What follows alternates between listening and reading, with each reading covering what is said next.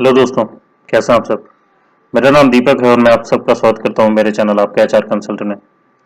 दोस्तों, आज का जो वीडियो है ये एक रिवाइज्ड वीडियो है। मैंने एक साल पहले ऑलरेडी इसके ऊपर एक वीडियो बनाया था जिसमें मैं बताया था कि अगर एफएनएफ देने में कंपनियां आपको परेशान करती हैं तो आपको क्या करना चाहिए और क्या क्या चीज़ें होती हैं और किस तरह से जो है आप चीज़ें आगे ले जा सकते हैं। यहीं पे मैंने आज जो टॉपिक चूज किया है वो उसी उसी वीडियो का रिवाइज्ड वर्जन है। इसमें मैं आपको बताऊंगा कौन कौन से कॉन्क्रीट स्टेप्स आपको लेने हैं अगर आपका एफएनएफ आपको टाइम पे नहीं दिया जाता है और आपको पिलर टू पोस्ट दौड़ाया जाता है और आपके कई बार एचआर के पास बात करने के बाद, अपने मैनेजर से बात करने के बाद भी कोई उपाय नहीं निकलता है, तब आपको क्या करना है। तो मैं यहाँ पे एक एक प्रोसेस आप लोगों को बताऊंगा दोस्तों। चलिए शुरू करते हैं। सबसे पहले एफएनएफ का मीनिंग जान लेते हैं। एफएनएफ का जो फुल फॉर्म है वो फुल एंड फाइनल सेटलमेंट होता है। ये एक प्रकार का प्रोसेस होता है जब ये किया जाता है जब एम्प्लॉय रिजाइन करके जो है कंपनी से जा रहा होता है, उसके 45 डेज के अंदर अंदर या कई कंपनियों में जो है 45 डेज के बाद ये एफएनएफ का प्रोसेस किया जाता है और उसके बाद जो है फुल एंड फाइनल सेटलमेंट करने के बाद आपको जो अमाउंट आपके पास आता है वो फुल एंड फाइनल सेटलमेंट का अमाउंट होता है दोस्तों। This involves the employee getting paid for the last working month along with the bonus earning or any tax deduction that may happen from his paid final salary. तो यहाँ पे जो है आपकी जो आखिरी महीने की सैलरी है वो नहीं आती है और उसको साथ में रख के देन उसके बाद जो भी आपके टैक्स डिडक्शन है, जो भी बोनस वगैरह आपने उनके वो इंक्लूड किए जाते हैं और जिस भी अगर मान लीजिए आपने जो है कोई नुकसान किया है कंपनी का तो वो भी डिडक्ट होके वो सारे डिडक्शन वगैरह और सब इंक्लूड करके जो आपको फाइनल पे आपकी बनती है उसको हम एफएनएफ बोलते हैं बेसिकली।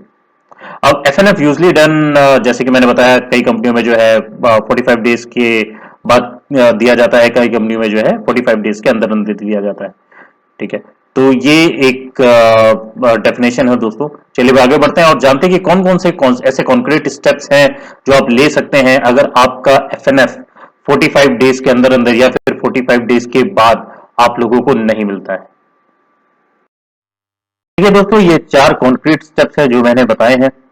सबसे पहला जो स्टेप है, आप लोगों को डायरेक्टली अपने एचआर से कांटेक्ट करना है। जिस पुरानी कंपनी में आप काम करते थे, जहां से आपका एफएनएफ पेंडिंग है, उस एचआर को आपको डायरेक्टली कांटेक्ट करना है। या तो आप जाके मिल सकते हैं, फोन पे भी बात कर सकते हैं।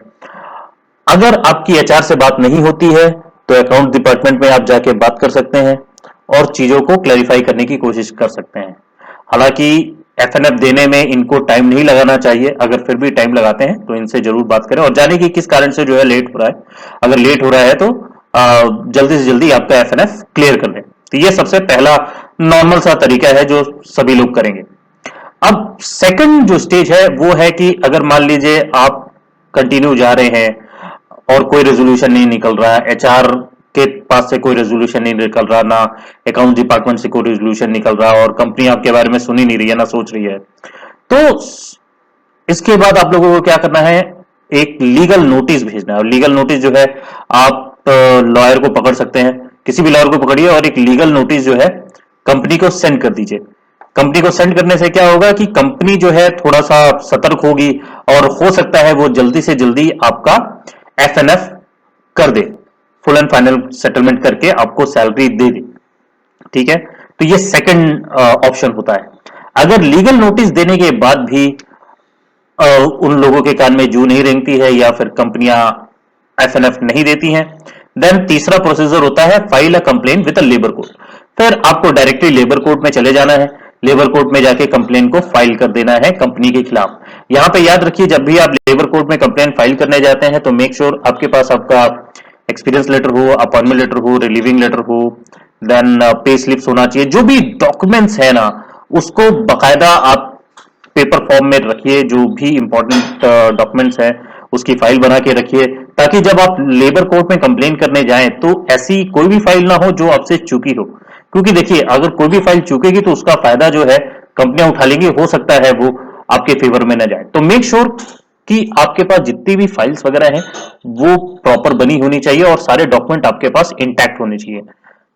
देन जैसे ही लेबर कोर्ट में कंप्लेन फाइल हो जाती है, उसके बाद सतर्क होकर अगर कंपनी एफएनएफ दे देती है तो बहुत अच्छी बात है। और मोस्ट ऑफ द केसेस में जो है तीसरे स्टेप पे आते आते एफएनएफ फाइनल हो ही जाता है, एफएनएफ मिल ही जाता है।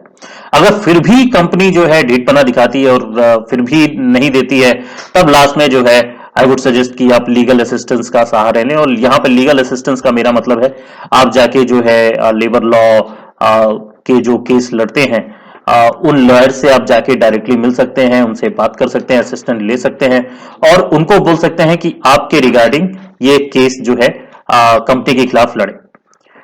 तो अगर ये चौथा प्रोसेस आप अपनाते हैं, क्योंकि पहले दो और आपने लीगल नोटिस ऑलरेडी भेजा है, लेबर कंप्लेंट लेबर कोर्ट में ऑलरेडी कंप्लेन की कर रखी है, तो जब लीगल असिस्टेंस लेते हैं और आपका वकील जब आपके खिलाफ जब कंपनी के खिलाफ जो है केस लड़ता है, तो मोस्ट प्रॉब्ली ये चीज रिजॉल्व हो ही जाती है। तो ये बेसिक 4 स्टेप्स है दोस्तों। आई होप आप लोगों को क्लियर हुआ होगा, क्योंकि बहुत सारे मेरे सब्सक्राइबर हैं, उनको बहुत सारी परेशानियां एफएनएफ को लेके हुई हैं। तो मुझे लगा कि ये 4 कॉन्क्रीट स्टेप्स आप लोगों के लिए मैं लेके आऊं और आप लोगों को बताऊं कि कैसे जो है आप लोग अपना एफएनएफ निकाल सकते हैं। दोस्तों,